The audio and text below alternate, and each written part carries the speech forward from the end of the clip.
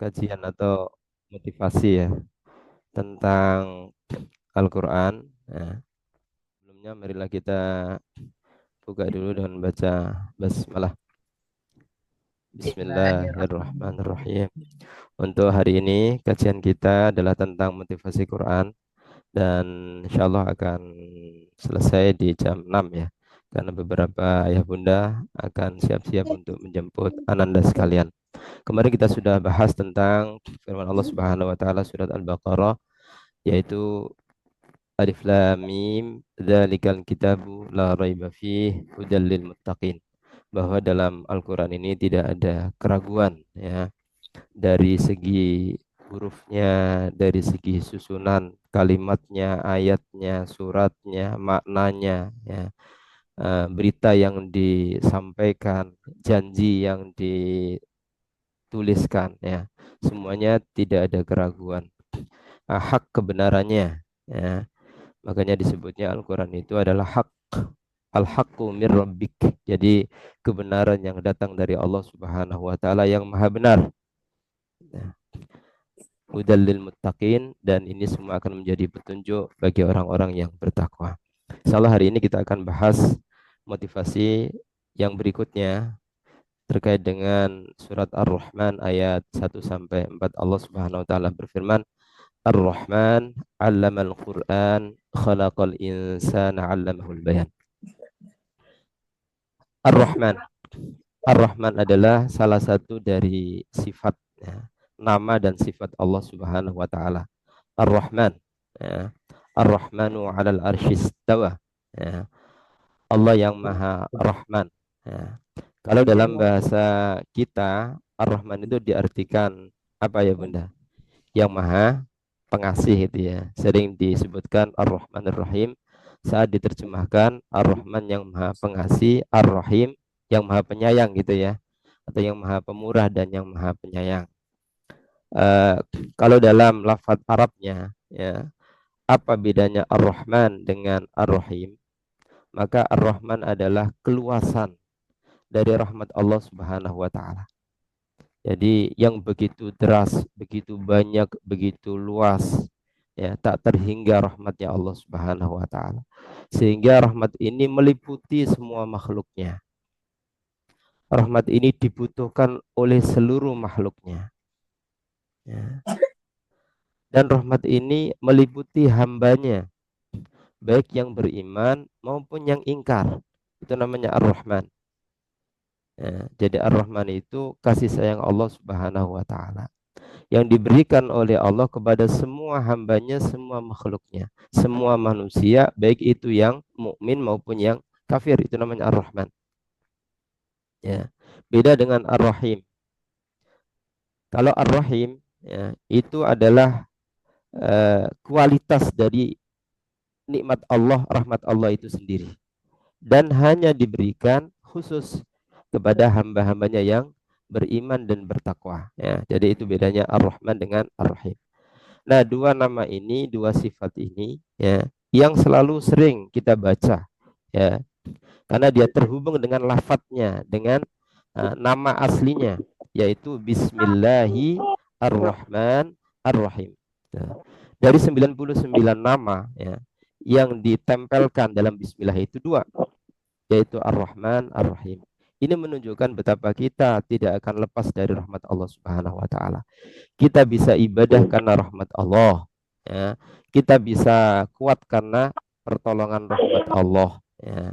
Dan kita butuhkan rahmat Allah itu ya, saat kita hidup di dunia maupun kita nanti hidup di akhirat ya. Bahkan masuk surga saja itu tidak akan bisa terjadi kecuali atas rahmat kasih sayang Allah Subhanahu wa taala ya. Dan disampaikan dalam ayatnya, wa rahmati wasi'at kullasyai, dan rahmatku wasi'at kullasyai ya. Itu meliputi segala sesuatu ya. Artinya baik itu yang namanya manusia, yang namanya hewan atau tumbuhan, semuanya dalam kasih sayang rahmat Allah Subhanahu wa taala. Nah, surat Ar-Rahman ya, ini istimewa ya, bahkan dia punya julukan sendiri.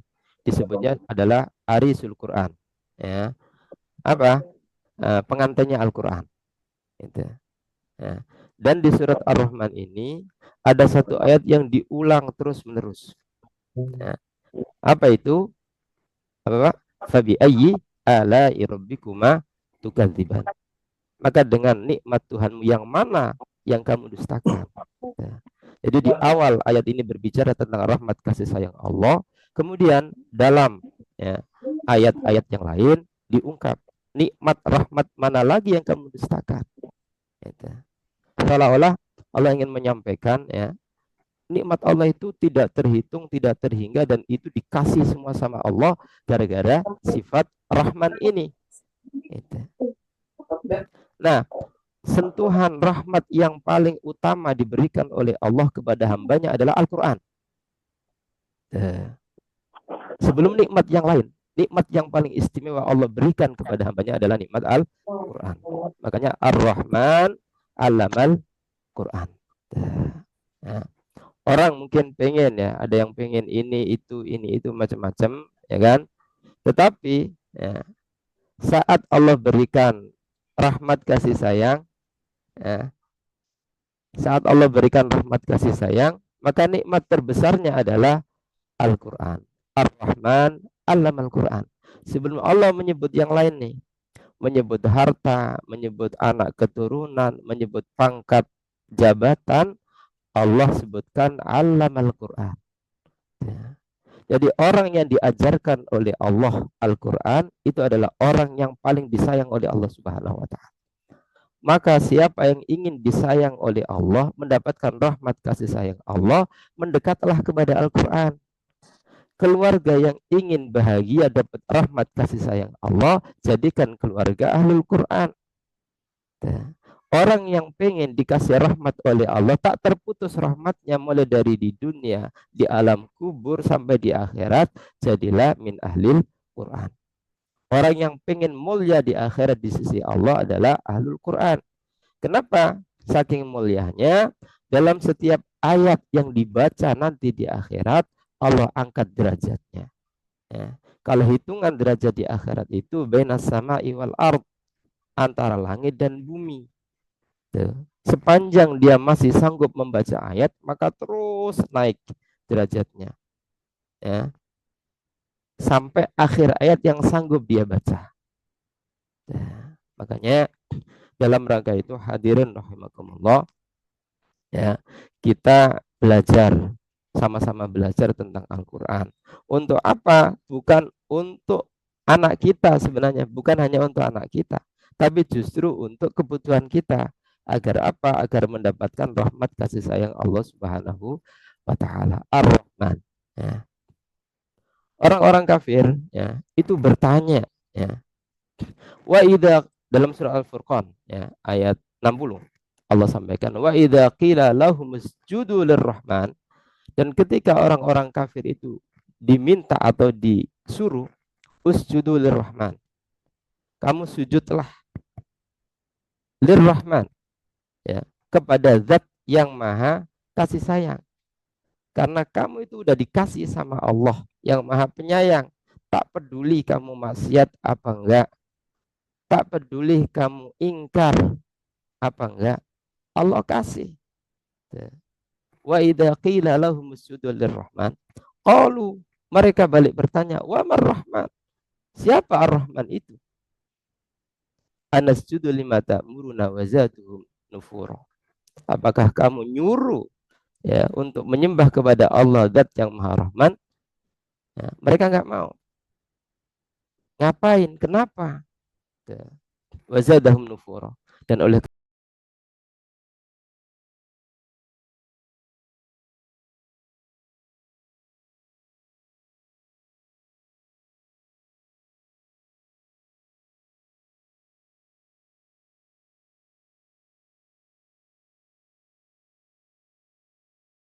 Allah, berdoalah kepada Allah. Awidur Rahman. Dari sekian banyak namanya itu disebutkan ketika berdoa itu adalah lafaz Ar-Rahman. Qulidullaha awidur Rahman. Jadi namanya orang butuh itu butuh segalanya. Kalau berdoa jangan tanggung-tanggung, kira-kira begitu. Ya. Nah, lafaz yang paling pas dibaca saat kita berdoa itu adalah Ar-Rahman. Ya Allah, ya Rahman. Qulidu'ullaha awidu'ur Rahman. Katakan wahai Muhammad, ya, berdoalah kepada Allah atau berdoalah kepada Zat yang Maha Rahman. Ayyamma tad'u falahul asmaul husna. Ya, bagaimanapun kami berdoa, sungguh Allah itu punya asmaul husna, nama-nama yang indah. Artinya apa?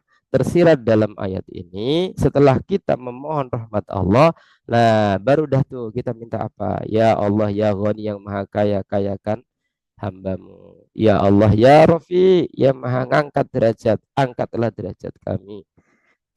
Ya Allah, ya Mani'uddar, yang ngatur segala bencana, hindarkan dari mara bahaya dan bencana. Baru doa yang lain. Karena sejatinya kita, ya, yang kita butuhkan dari Allah adalah rahmat kasih sayang Allah. Jadi Bapak Ibu sekalian, setelah disebut Ar-Rahman, maka nikmat yang paling besar adalah Al-Quran. Al-Quran itu siapa yang mengambil separuhnya berarti dapat separuhnya. Siapa yang mengambil penuh berarti dapat utuhnya. Ya, makanya kita belajar mulai dari surat-surat pendek, nambah lagi, nambah lagi, nambah lagi. Untuk apa? Artinya berarti kita mengambil bagian, semakin banyak, semakin banyak, semakin banyak. Syukur-syukur kalau bisa keambil seluruhnya. Ya, tilawahnya keambil seluruhnya. Makanya, Masya Allah ya. Jadi mudah-mudahan kita bisa hatam nih ya, Al-Quran, bacaannya, hafalannya mulai diambil. Mungkin ya sekarang sekian surat, nanti nambah lagi. Ya, ketemu 1 juz, nambah lagi ya, sampai full 30 juz. Termasuk apa? Nah, pemahamannya, tafsirnya, penerapannya dalam kehidupan sehari-hari. Khalaqal insan. Ayat ini dahsyat ya. Setelah Allah mengabarkan tentang Al-Quran, Allah kemudian mengabarkan tentang penciptaan manusia. Artinya apa? Al-Quran ini diturunkan buat kita, buat manusia. Makanya siapa yang mengambil ya, bagian dari Qurannya, berarti dia telah mengambil bagian dari keberkahan dan rahmat kasih sayang Allah. Ya. Khalaqal insan. Allah yang menciptakan manusia. Dalam beberapa apa? Taurun. Taurun itu perjalanan hidupnya. Mulai min nutfah, min alaqa, mudghah, ya kan? Dari awal muasal dia diciptakan, kemudian dalam kandungan, kemudian usia balita, usia remaja, usia dewasa, ya kan, usia lanjut, kemudian kembali. Ya. Ibaratnya kan gini, kita ini sebenarnya nggak lepas dari apa namanya dikandung gitu ya. Mungkin di awal ya kita dikandung oleh ibunda kita, ya kan? Selanjutnya setelah itu dilahir ya, dikandung oleh bumi ini. Kemudian setelah itu apa? Dikandung di dalamnya. Ya, kemudian setelah itu apa? Di akhirat nanti. Jadi orang itu selagi dia hidupnya berpegang kepada Al-Quran, maka insya Allah akan aman, insya Allah akan nyaman, insya Allah akan bahagia. Tapi kalau orang itu pisah dengan Al-Quran, artinya berarti dia pisah dengan rahmat kasih sayang Allah. Dia pisah dengan cahaya. Dia pisah dengan petunjuk. Dia pisah dengan syifa, obat. Yaitu. Kebayang nggak Bapak Ibu? Secara fisik aja, kalau badan kita ini pisah dengan nutrisi, dengan gizi, apa yang terjadi? Ya, kurus, kerontang, lemah. Ya, ya. Al-Quran itu disebut oleh Allah syifa, obat. Maka demikian pula rohani kita. Ibaratnya Quran ini adalah vitamin buat rohani kita. Kalau kita butuh makan setiap hari, butuh minum setiap hari, kadang juga butuh berobat, ya. Ada yang rutin setiap pekan, ya. Bukan obat karena sakit, ya. Kan ada juga tuh. Dia ke dokter ngapain? Nambah vitamin. Jadi orang ke dokter itu belum tentu dia sakit. Bisa juga dia nambah vitamin. Kenapa? Karena dia butuh sehat, butuh fresh, aktivitasnya padat gitu ya. Nah, maka demikian rohani kita. Jadi ketika orang itu membaca Quran, aslinya sebenarnya rohani dia sedang mendapatkan gizi terbaik. Tuh, gizi terbaik. Tuh, ya. Gizi terbaik, artinya nggak nyisa. Kalau kita makan kan ada nyisanya tuh sehingga jadi kotoran, nggak terserap oleh tubuh kita. Kalau Al-Quran itu semuanya terserap oleh rohani kita. Ya. Jadi saking hebatnya gitu kan, satu huruf aja kelipatan gitu. Jadi ibaratnya gizi itu double, ya bisa triple dan seterusnya. Itulah Al-Quran. Khalaqal insan, yang menciptakan manusia. Ya. Allamahul bayan. Ya. Kemudian Al-Quran ini Allamahul bayan, mengajarkan ya apa-apa ya keterangan-keterangan, penjelasan-penjelasan yang ada dalam Al-Quran. Ya. Apa baik yang diajarkan oleh Al-Quran ya, ayat allama ibadahu alfadahu wa ma'anihi, diajarkan cara bacanya ya kan, karena ini kan huruf-huruf Arab nih, jadi diajarin cara bacanya, dimudahkan untuk mempelajarinya kan, dan ini bagian dari rahmat Allah Subhanahu wa taala. Saya pernah buka ya, ada IG gitu ya, viral ya. Uh, Kenapa sih Allah pilih bahasa Arab ini sebagai bahasa Quran? Ya. Jadi gini, konsepnya gini, Bapak Ibu sekalian. Siapa-siapa yang melayani Al-Quran itu pasti istimewa. Huruf yang melayani ya, ejaan Al-Quran itu huruf paling istimewa, ya kan? Huruf paling istimewa. Lafaz yang melayani Al-Quran itu adalah lafaz yang paling istimewa. Bahasa yang melayani Al-Quran itu adalah bahasa yang paling istimewa. Ada penelitian begini. Jadi masing-masing bahasa itu punya kosakata dan itu diteliti ya. Ya, disampaikan di situ oleh pakar ya, pakar bahasa. Bahasa Rusia itu kalau di total ya, itu enggak lebih dari 130.000 kosakata. Jadi bahasa Rusia itu ya, kosakatanya enggak lebih dari 130.000. Mau kayak apapun ngomong udah muter di situ. Ya. Kemudian bahasa Jerman ya, itu 160.000 ya, naik dikit, itu bahasa Jerman ya, yang dipakai dalam sehari-hari, dalam kegiatan ilmiah, dalam jurnal internasional dan seterusnya, itu enggak lebih dari 160.000. Bahasa Inggris ya, bahasa Inggris nih itu enggak lebih dari 600.000 ya. Jadi bahasa Inggris kayak apapun, jumlah kosakatanya itu, mufradatnya itu ya, itu enggak lebih dari 600.000. Dan bahasa Arab ya, bahasa Arab itu adalah 120 juta. Itu kosakata bahasa Arab. Bahasa Arab itu 120 juta kosakata. Jadi berapa kali kelipatannya itu? Ya kan? 20 pangkat gitu ya. Itu bahasa Arab dibanding dengan bahasa Inggris. Kalau Bapak Ibu pernah belajar bahasa Arab, untuk satu kata nih, jalasa, itu bisa punya turunan puluhan. Ya. Satu kalimat, satu kata ya, itu punya turunan banyak.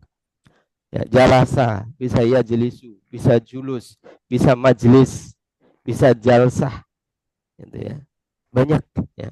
Darosa, belajar, itu bisa ya derusu, bisa dars, bisa dirosah, ya, bisa madrasah, ya, macam-macam itu ya. Jadi sampai segitunya. Makanya Allah pilih ya bahasa yang paling kaya untuk melayani Al-Quran. Nah, kalau kita mau belajar atau ngaca dari hal seperti ini, orang yang dipilih oleh Allah hatinya untuk bisa menyimpan Quran, berarti itu hati paling hebat, itu hati paling kaya. Dari sekian jutaan miliaran hambanya itu dipilih itu orang untuk menampung Al-Quran. Maka bersyukur rahmat Allah, kasih sayang Allah. Ya. Jadi anak kita bisa ngapalin Quran seayat, dua ayat, sesurat, dua surat, kita perlu syukuri. Kenapa? Ini pilihan Allah. Nggak mungkin anak ini bisa ngapal kecuali atas izin Allah. Kita dipilih oleh Allah untuk bisa belajar Quran. Itu bukan kebetulan. Banyak di jam sekarang, di waktu sekarang yang sama, ya, orang masih tidur, ya kan? Masih apa kongko-kongko, masih macam-macam lah. Tapi kita dipilih oleh Allah untuk ada di majelis Al-Quran. Berarti ini rahmat dari Allah yang perlu kita syukuri. Gitu. Makanya Masya Allah ya, sekali lagi saya apresiasi benar nih ya pada ayah bunda. Ini ada 56 partisipan ya. Kita semua berdoa ya kan. Karena yang ngedoain kita bukan orang lain, kita sendiri. Yang nyelamatin kita ya sebelum orang lain itu kita dulu. Kita mau apa enggak? Itu. Yang merubah nasib kita di dunia ya dan di akhirat itu ya kita. Innallaha la yughayyiru ma biqaumin hatta yughayyiru ma bi anfusihim. Adanya majelis ini adalah bagian dari hidayah dari Allah Subhanahu wa taala. Kita setiap hari minta, ya Allah kasih hidayah, kasih hidayah, kasih hidayah. Kita kirimlah itu Zoom ke grup. Ternyata enggak semuanya 100%. Memang Allah pilih. Maka bersyukur. Bersyukur. Cara mensyukurinya apa? Ikutin. Jadi hadirin yang dimuliakan Allah Subhanahu wa taala, allamahul bayan. Allah ajarkan ya. Jadi bukan kita belajar Quran, Allah yang ngajarin Quran. Artinya apa? Kalau udah Allah yang ngajarin, nggak ada istilah saya nggak bisa, nggak ada. Oh, Allah yang ngajarin, Allah yang nyiptakan lisan kita. Ya, insya Allah akan dimudahkan. Makanya Dr. Aiman Suwed itu ya sampai kemudian menyampaikan ya, ada orang Rusia ya, ada anak Rusia, ada tuh di YouTube-nya, ikut lomba. Beliau sampaikan, aku nggak bisa ngenali ini anak dari mana. Kenapa? Bacaan Qur'annya nggak bisa apa? Nggak bisa ibaratnya dideteksi ini orang Arab apa orang non Arab. Kenapa? Karena saking fasihnya. Itu. Jadi masya Allah, Bapak sekalian, kita perlu bersyukur. Ya, kita perlu bersyukur. Dan syukur ini mesti kita tambah. Agar apa? Agar tambah lagi nikmat Allah. Konsep bersyukur itu adalah jangan minta tambahan dulu baru bersyukur. Nah, syukuri dulu, Allah akan kasih tambah gitu. Alhamdulillah nak, kamu sudah nambah satu ayat, disyukuri, diajak bersyukur. Ya Allah, alhamdulillah. Untuk dapat satu ayat itu, Bapak Ibu, nggak mudah. Ya. Kadang anak butuh membaca 10 kali. Kemudian udah 10 kali dibaca, setor ke guru. Nggak bisa langsung otomatis lancar. Kadang dibenerin, kadang lupa, ya kan? Nah, yang sekarang udah disetor, belum tentu besok apa masih utuh, perlu dimurojaah lagi gitu ya. Nah itu semuanya kita bersyukur ya. Syukurnya orang hafal adalah dengan murojaah. Syukurnya orang bisa baca adalah dengan menghafal. Gitu. Syukurnya orang mengenal Quran adalah dengan belajar. Gitu. Jadi kita syukuri dulu, baru ditambah sama Allah. Gimana ceritanya orang nggak pernah belajar, jarang-jarang belajar, kemudian pengen makhrajnya benar, mana ada? Gimana ceritanya? Orang jarang baca, pengen hafal. Gitu. Makanya di apa ada ucapan Syekh itu, ya, mestinya orang itu dalam pikiran kita, otak kita itu sebenarnya bisa merekam Quran. Di putaran keberapa? Di putaran ke-100. Orang itu kalau udah pernah ya, menghatamkan 100 kali hatam, insya Allah hafal tanpa menghafal. Dan kalau seandainya nyangkut di putaran ke-50, jangan berhenti, 100-in.